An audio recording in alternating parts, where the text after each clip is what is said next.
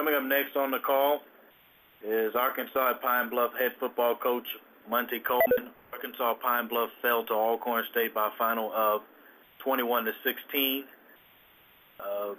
Pine Bluff has an off week this week, and they return to action October 5th against Jackson State, which will be a week from Saturday.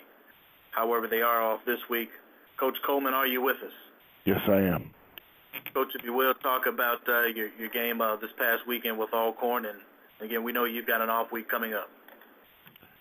Well, a very good football game against Alcorn. They came in ready to play. They played a very good football game. It went down to the wire. But unfortunately, they made the plays and we didn't. And, we sustained our second conference loss. I guess the good thing, if there's any good thing about it, both of those games that we lost are east side losses. So we still have a chance, even with the two losses in the SWAC right now. We still have a chance, and that's what we're telling our team, that we still have a chance. And we'll continue to fight with the players that we have and try to salvage this year. By no means are we giving up. Alcorn was very, very, very good game. They played well. They made plays. And that's what it boils down to. We're not making plays right now. I've got about 7 guys still out that would have been starters that's not playing. And it really shows up. But very good football game against Alcorn. And they did make plays when they had to, and we did make the plays when we absolutely had to. Coach, the floor is now open to 2 questions at Arkansas Pine Bluff head football coach Monte Coleman. Coach, I see at the commercial, Jeremiah Young, newcomer of the year. I know that has to be a pleasant surprise for you. I don't think it was of the year, of the week, maybe. Of the week, the week, yeah. Yeah, of the week. Not surprising. The kid had a very good game. I mean, 21 carries, 147 yards. As a freshman, that should get you some kind of recognition for the week. So, big back, ran the ball well. He was definitely a bright spot for us. We pride ourselves on running the football, and I think we finished that day with over 200-some yards rushing with all the guys combined. I'm very glad for Jeremiah. Speaking of all those rushing yards, I think a common theme for you guys has been, the trouble with trying to slow down the rush on defense. Do you see that as a common theme? The defense. We're not playing the type of defense that we have been accustomed to. But when you lose, we've got one starter back. We're playing with freshmen on the defensive line. Not making any excuses, but you lost 3 of your 4 starters this year. Not even counting the ones that graduated last year or exhausted their eligibility. So guys that we had counted on being here, Damian Lee, DeMarcus Berry, and Sean Robinson, neither one of those guys are with us right now. So it's kind of posed a challenge each week in our running game. Gotcha. Coach, this is your first on-4 slide since 2008, and again, you guys are going into the off week. How do you deal with a slide like this? We're going to continue to work, I see. By no means, even with the 2 losses, the first 2 games, the non-conference games, I pretty much divorced those from our mind. And the thing that we're concentrating on are the SWAC games. So right now we're 0-2. And, we've got lots of football left. We got Jackson State this week. Then we come back with Texas Southern and then Valley. And then we have another bye week. So the thing that we've got to do is just try to muster up all the guys that we've got available and start winning some football games. And I think once we win one, hopefully it become contagious and we can play better the remaining of the season, because by no means, even with the 2 losses, I think with the 2 losses in the SWAC, we can still possibly achieve the goal that we're trying to achieve, and that's to go back to the SWAC championship. Hey, Coach, one last question. Can I get a injury update on TQ Mims? I don't think he returned after the first half. Right now, TQ, there's a good chance, and we have not had an MRI. He would take one of those today or tomorrow. But the way it looked, the stability of his knee, he could very easily have an ACL. So the chances are he won't be back this season. Oh, wow. Yep. Just another blow. Yeah. The floor is still open for questions for Monte Coleman, Arkansas Pine Bluff head football coach. Coach Coleman, good morning. This is Charles Edmond from WPRL. Good morning, Charles. Is it safe to say that this is the classic example of growing pains of a young football team kind of learning, wins and losses and learning what it takes to get it done? Oh, absolutely. Absolutely. I mean, we're playing with a lot of young guys all over the board, all three phases, offense, defense, and special teams. But the thing that I expect from them, I expect them to graduate and grow up real fast. They're not in high school. We had a very strenuous training camp. They understand what our scheme is, but it's just there's a major difference between high school ball and college ball. And those are the growing pains that we're experiencing right now and the growing pains that they're learning from.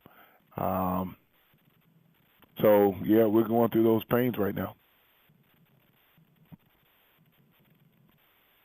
What was the biggest difference, Coach, in that game, in that 21-16 game on Saturday? I just think they made plays. When they absolutely needed a play, they absolutely made the play. And for whatever reason, we didn't do that. We had opportunity to win that ball game, no different than I felt like we had opportunity to win the Alabama State ball game. But when it came down to making plays, we just aren't making the plays. There's a couple of the guys that we count on just ain't, they ain't quite there right now. And we just got to make the plays. That's the bottom line. They made plays and we didn't.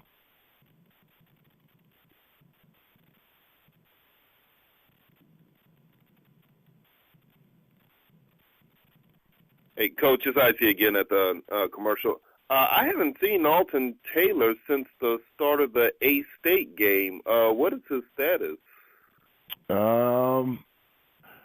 He's inactive right now, I see.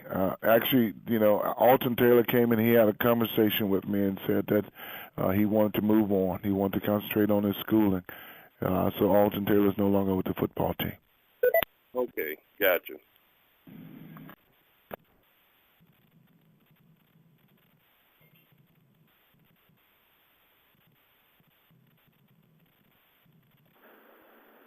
Coach, talk about this off weekend, the timing that it's coming in for you. Oh, it's actually a great time. I've got lots of guys with bumps and bruises, little boo-boos here and there that need some time. We will work this week, though. It's a bye week. Of course, we won't play this weekend, but it will be a work week for us. We've got to make sure that we get some things ironed out so we can get us a victory. So we can start contending to repeat our championship. And but we will work this week and in our preparation for Jackson State in 2 weeks. And this week won't be concentrated on any team. It'll be more so on ourselves. We'll be making corrections. We'll be trying to find ball players to plug in different areas. And so it will be a work week, but not a big concentration on Jackson State. It will give us maybe 1 or 2 extra days to work on Jackson State at the end of the week and at the beginning of the next week. But this week is going to be all a UAPB week as far as preparation.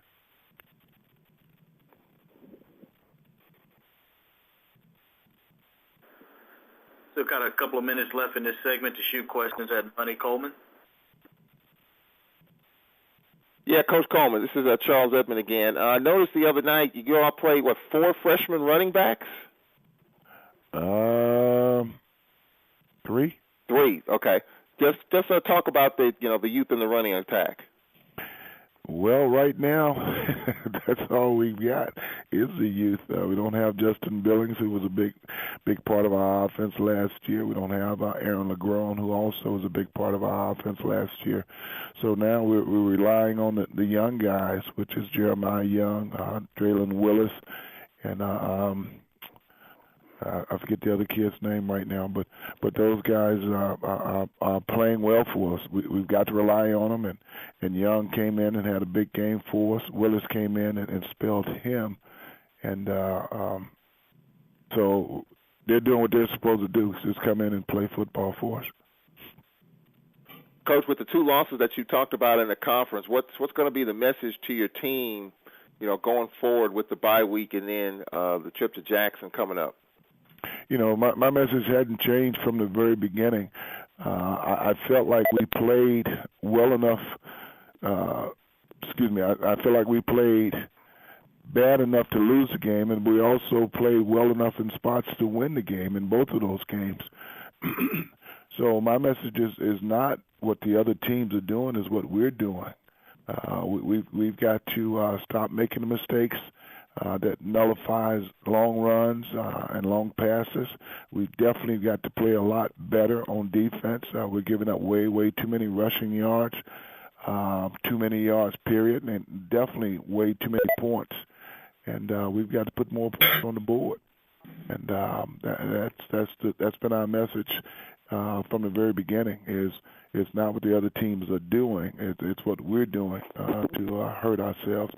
Not to take away from Alabama State or Alcorn. Both of them came in with great game plans and played well, and they executed, and they made the plays. And we're not making plays right now. Hey, Coach, I see again.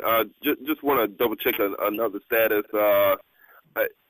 Do I understand now, is LeGrone just a week-by-week basis as far as his availability is concerned, or is he done for the year? And what about Billings? Billings is a week-by-week. LeGrone, I'm not quite sure. I would say I see he's a week-by-week also. Okay. All right. Thank you. All right. Coach, we appreciate your time, and of course, you got off week, and we look forward to talking with you next Sunday and you previewing Jackson State. All right. I'll talk to y'all then. Bye, Coach. Thank you.